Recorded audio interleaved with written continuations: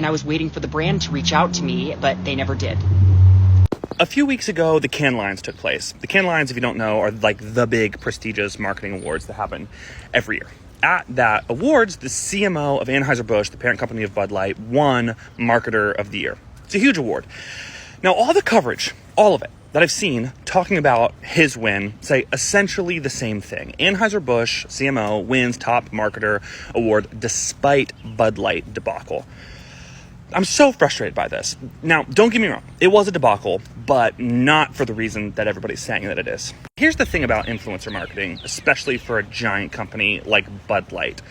It is a very, very small percent of what they've got going on.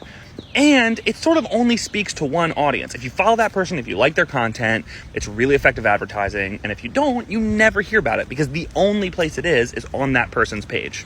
Except this time, a bunch of internet trolls decide they're going to make it their entire personality to hate Dylan and everything she does and everybody that she's associated with. And so they take this tiny little ad and they make it the entire news cycle for like 3 weeks.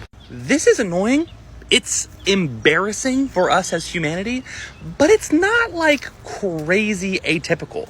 Like when Buzz Lightyear came out and there were 2 women kissing in it, that dominated conservative news cycles for like 2 weeks too.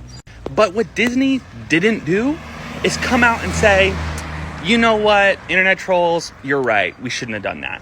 And that is where this whole Bud Light thing becomes a fiasco. In Bud Light's response to the response. If Bud Light would have just stood behind their marketing, reached out to Dylan, said, we're so sorry for what's happening to you right now, in a few weeks, the whole thing would have blown over and it would have been fine. But instead, they fire the agency that came up with the idea.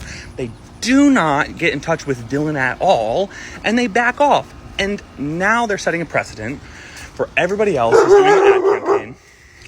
Hush. And now they're setting a precedent that if you get up and scream loudly enough that you don't like the person who's in your ad campaign, that you can win that fight. And that is not good.